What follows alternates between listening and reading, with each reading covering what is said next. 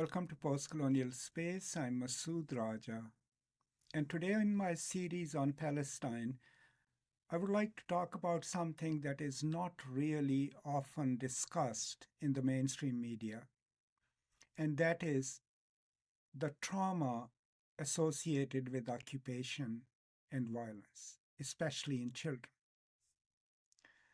Now, we have heard since the Hamas attacks and since the Israeli invasion of Gaza and destruction of Palestinian lives, a lot of people question this whole idea of where does this violence stem from, or what kind of mutual group hatred is it?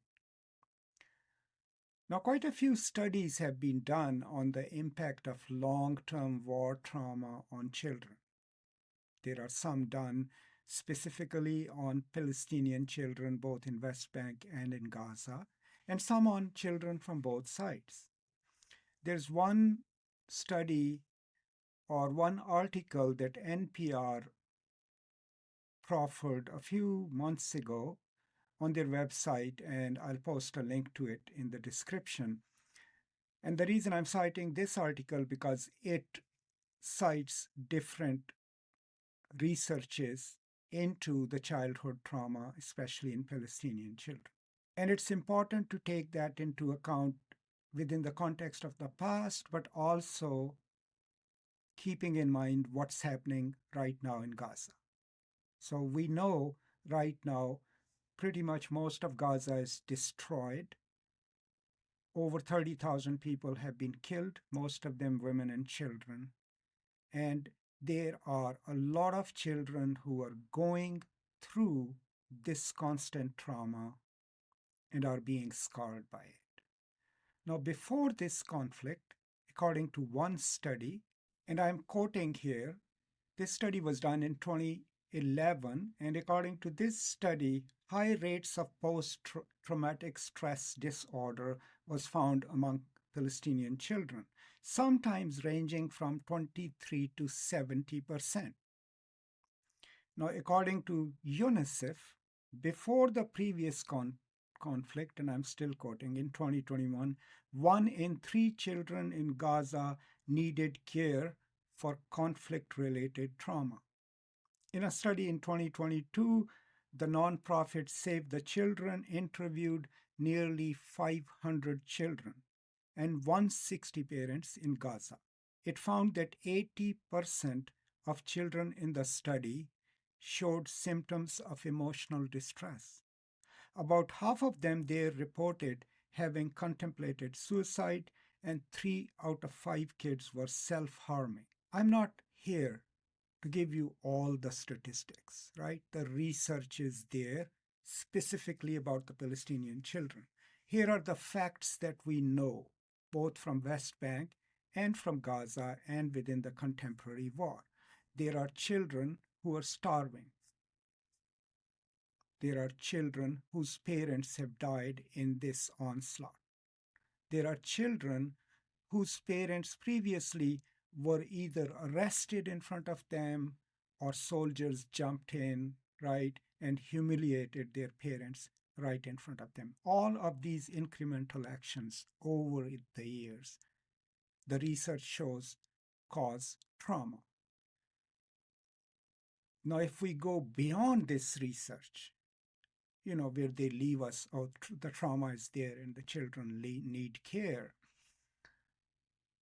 If you read your Fanon, right, and I highly recommend Frantz Fanon, or Erik Erikson, or the work by my former colleague Mark Bracker about trauma and its connection to issues of identity, one thing is clear, that if you have suffered acute trauma in the public sphere,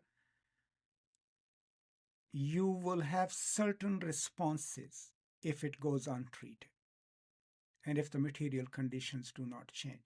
You will either consider self-harm, harming yourself, harming your body, addiction, and in extreme cases, suicide. Or you will divert your trauma outwards in acts of violence. Both are consequences of trauma, right? And are caused by it.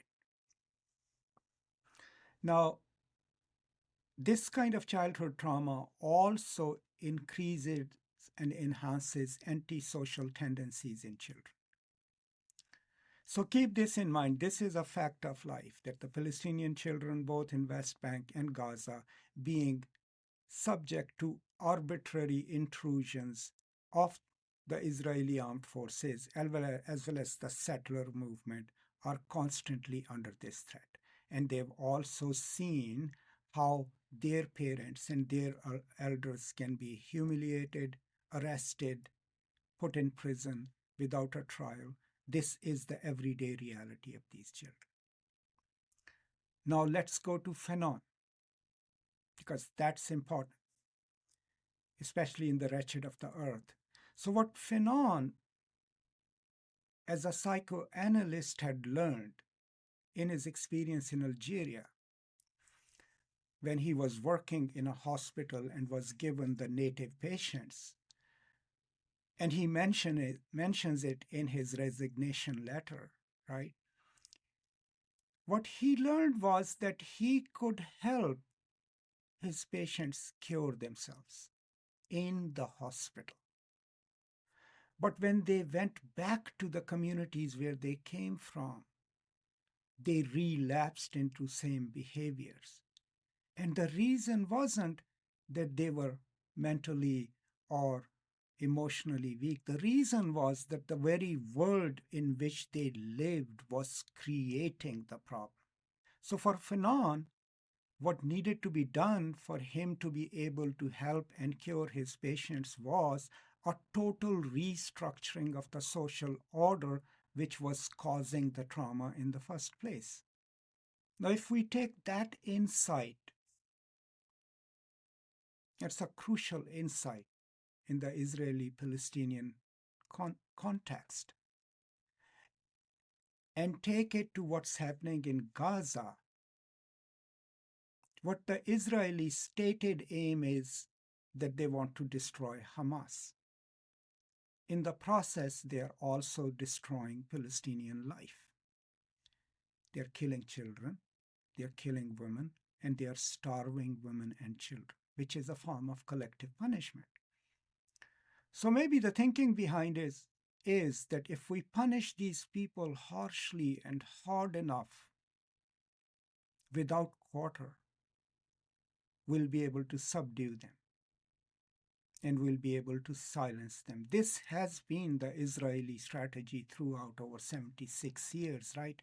To create silent people, people who will accept their condition as fate. It has not worked.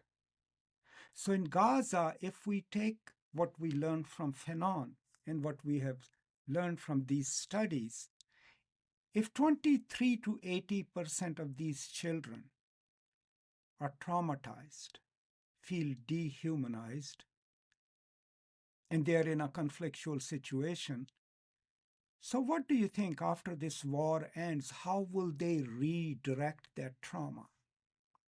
If they have a cause for freedom, for claiming dignity, obviously then they will replace whatever of Hamas you take out, but they will not replace it because that is how Palestinians naturally are. I mean, that's the argument coming from Israel, right?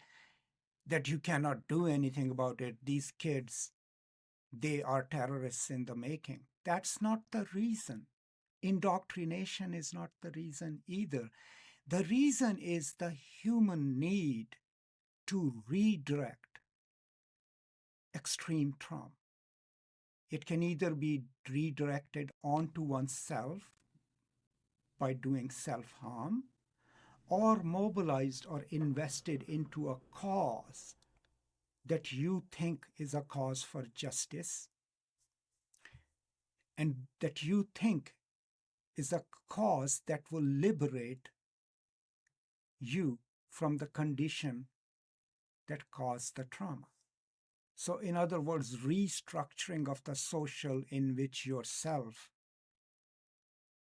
has been put under stress and almost erased. So why is it this important to look at it from this point of view is because if we do not address this issue of extreme trauma to children, we will keep buying into this mislabeling that somehow every Palestinian child is born with hostility towards Israel, and there will be no viable solutions to it. But there's another thing. Those of us who live in United States and, outside of Israel, Palestine. If you look at United States, every time a tragedy happens at a school or children see some acts of violence, everyone immediately starts talking about grief counselors, long-term psychological care, because everyone here understands that if these children are not given long-term care, long-term psychological care, they will develop problems as they grow older. That is taken as axiomatic, as a fact. But when we start thinking of Gaza, yes, press and the others are talking about the physical destruction of lives and people. There isn't a deep look at the long-term consequences of this kind of dehumanizing trauma. And I think there is a need to do that if we, living in the United States and elsewhere in the world, believe that Palestinian children are equally as human as our children here. And when they suffer, there'll be long-term psychological consequences of that. The only time we will not consider it, the Israelis will not consider it, if they've already reduced Palestinian children to a state of non-being, when they are less than human to them. But I think this is something that we need to think about. This is something that we need to talk about.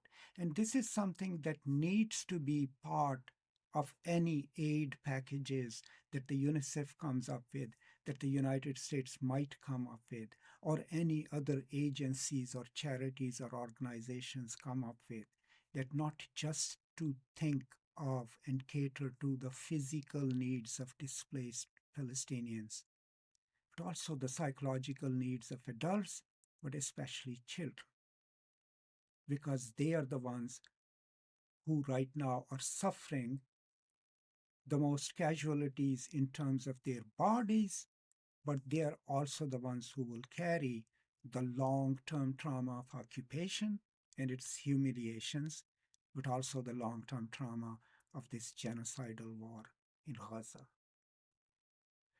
So that's all that I wanted to share today. I hope it's useful to you.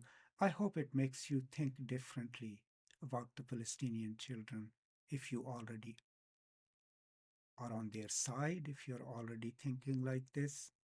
I thank you from the bottom of my heart. But please pass this message on to others. As you finish this video, my playlist on Palestine would come up. If you have a few minutes, please go ahead and look at other videos and add your voice in comments so that what we are trying to say, what I am trying to say, and what you feel can be amplified. Thank you so much. Stay safe. Take care. And I'll see you next time in another video. Until then, from me to you, peace and love.